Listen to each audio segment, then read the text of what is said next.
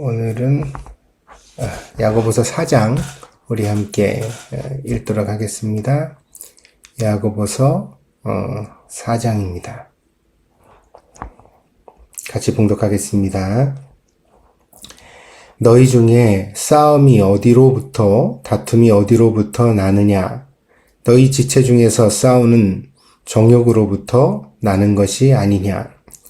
너희는 욕심을 내어도 얻지 못하여 살인하며 시기하여도 능히 취하지 못함으로 다투고 싸우는도다. 너희가 얻지 못함은 구하지 아니하기 때문이요 구하여도 받지 못함은 정욕으로 쓰려고 잘못 구하기 때문이라. 가늠한 여인들아, 세상과 벗된 것이 하나님과 원수됨을 알지 못하느냐? 그런즉 누구든지 세상과 벗이 되고자 하는 자는 스스로 하나님과 원수되는 것이니라.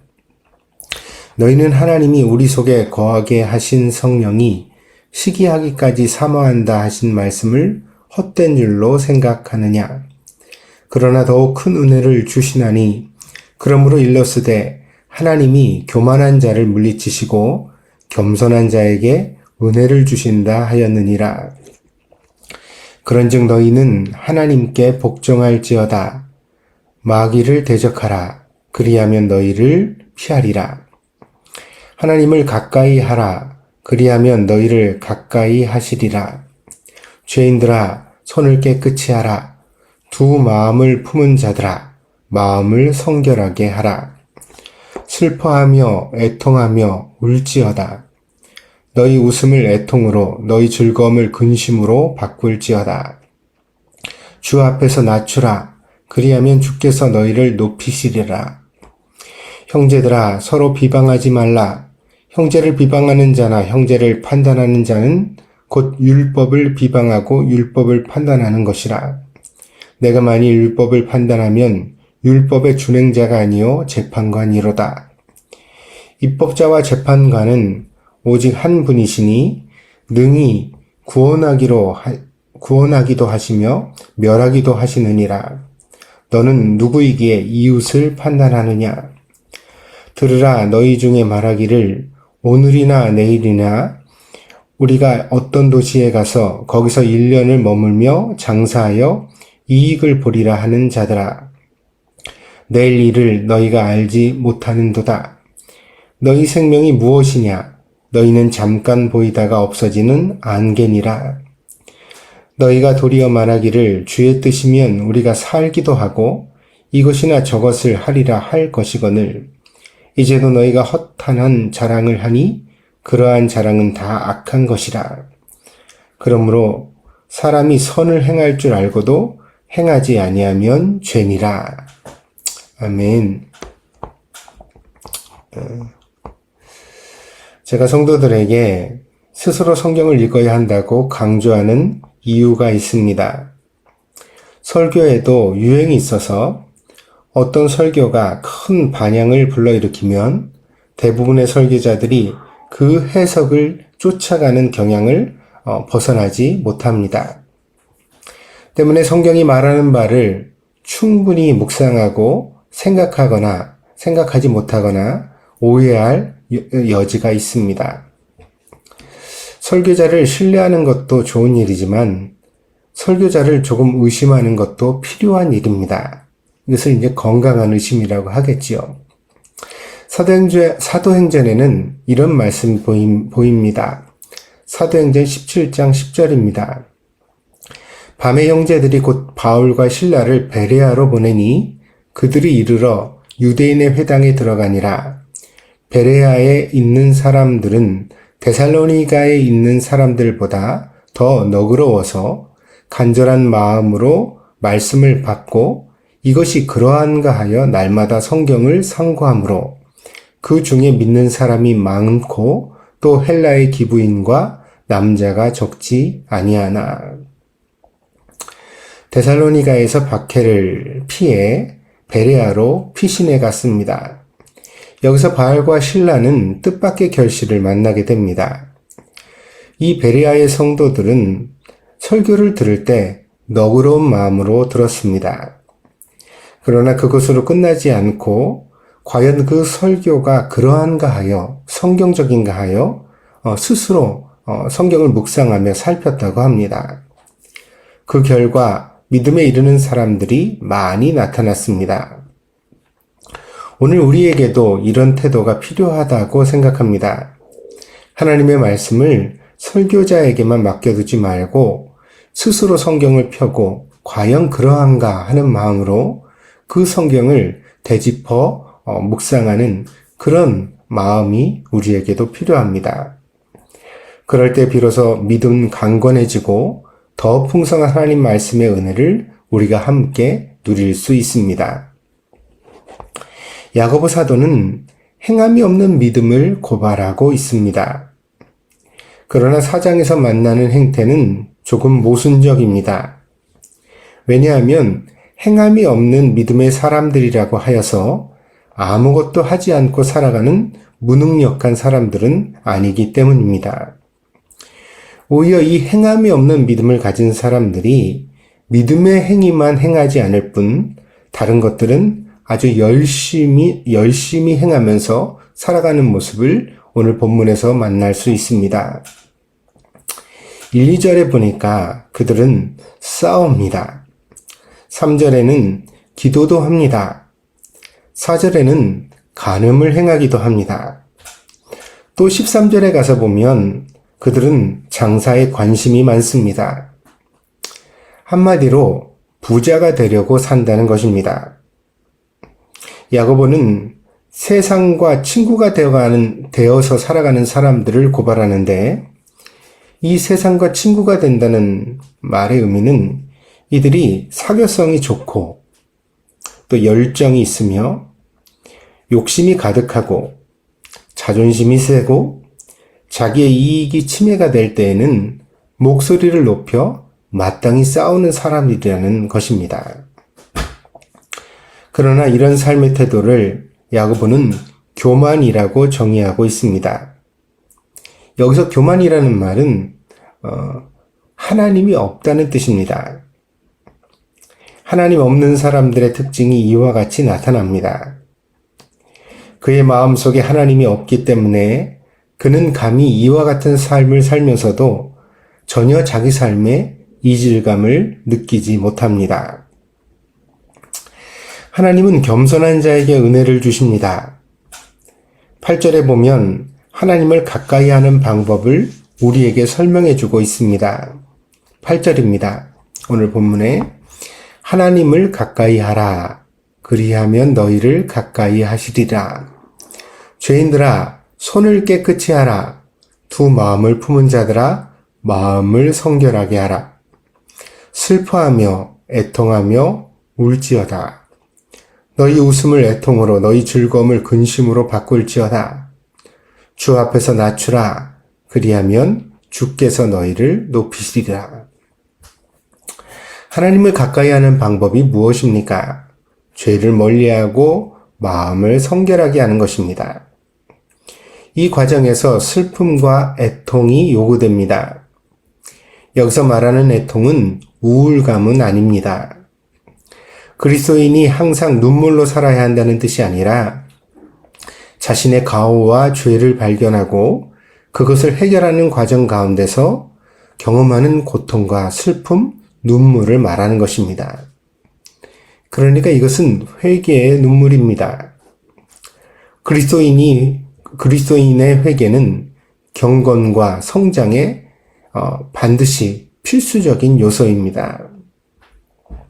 사도행전 3장에서 베드로는 설교 가운데 우리에게 이렇게 말합니다. 사도행전 3장 19절입니다. 그러므로 회개하고 돌아와서 너희의 죄 씻음을 받으라. 그러면 유쾌하게 되는 때가 주님으로부터 이를 것이며 주께서 너희를 위하여 미리 정하신 그리스도 예수님을 보내실 것이다. 회개는 슬픔과 애통의 눈물이지만 그 회개의 열매는 유쾌함 혹은 편안함에 이르게 된다는 것입니다. 그러니까 그리스도인의 기쁨은 그냥 스스로 결심해서 얻는 것이 아닙니다. 내가 오늘부터 기쁘게 살아야지. 그래서 내 마음을 좀 우울감과 부정적인 생각에서 스스로 일어나야 되겠다. 그런다고 해서 일어나지면 그게 사람이겠습니까? 사람이 자기 마음이 제일 통제가 안 되잖아요.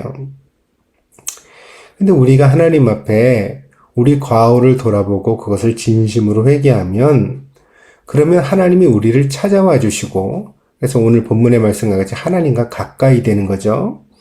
그렇게 하나님과 동행하게 되었을 때 그분의 은혜가 우리의 마음을 가득 채워서 비로소 하늘의 기쁨을 우리가 누리게 되는 것입니다. 그러니까 이게 노력으로 되는 게 아니라 은혜로 되는 거고요. 이 은혜에 우리가 도달하기 위하여 반드시 필요한 과정이 바로 성경은 회개라고 말하는 것입니다. 이 회개의 가장 큰 걸림돌은 놀랍게도 판단 혹은 비방입니다.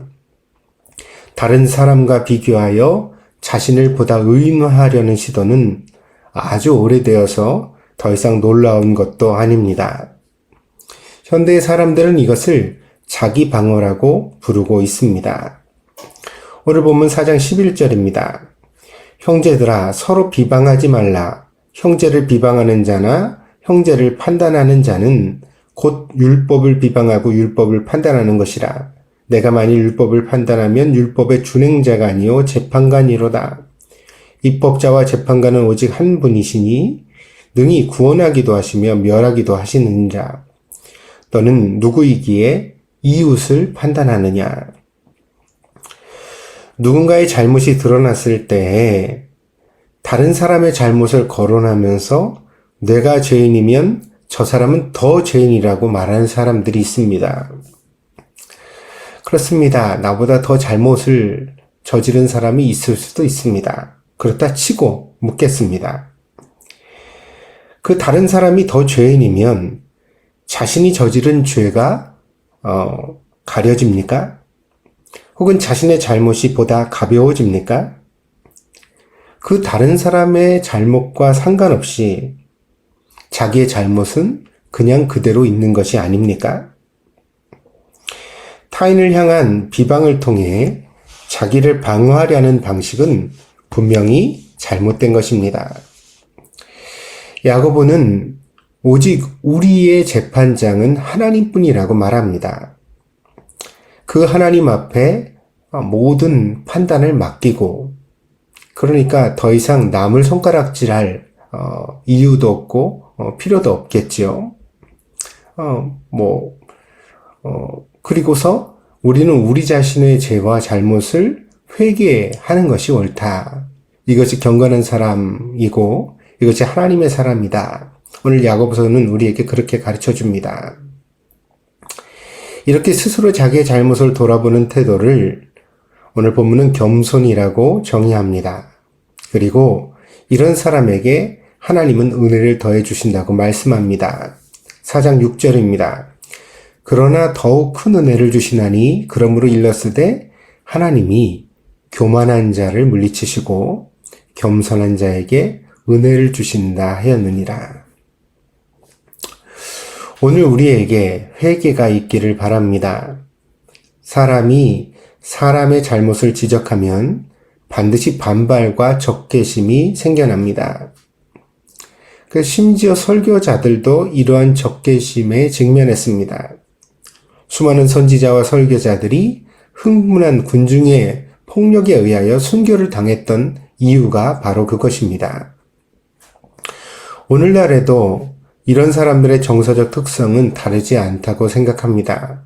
아무도 자기 잘못을 지적받는 것을 좋아하지 않습니다. 그래서 제일 좋은 방식의 회개는 스스로 깨닫고 회개하는 것입니다. 자기가 기도하다가 하나님의 말씀을 읽다가 혹은 설교를 듣다가 스스로 깨달으면 그것은 아무도 다치지 않고 아무도 미워하지 않고 아무에게도 아픔을 주지 않고 회개에 이를 수 있습니다. 그래서 성숙한 신자는 남을 비방하는 손가락질을 멈추고 늘 자기를 돌아볼 줄 아는 사람입니다. 남이 조금 내 마음에 안 들더라도 그냥 두십시오. 그 사람이 문제가 아닙니다. 그리고 당신은 그 사람을 바꿀 수 없습니다. 문제는 나입니다. 나는 내가 오늘 내가 오늘 바꿀 수 있는 유일한 사람입니다. 그리고 내가 그렇게 나를 바꾸는 것이야말로 주체적이고 성숙한 신앙의 모습입니다.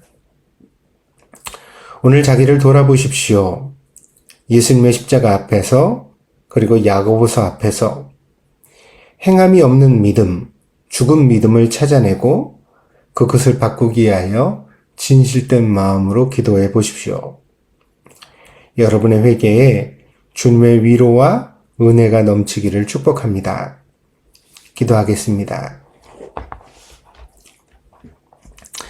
하나님, 우리가 다 경건하게 하나님 앞에 살기를 원하는데 우리의 못된 죄성이 우리를 늘 넘어뜨리고 함정에 빠뜨립니다.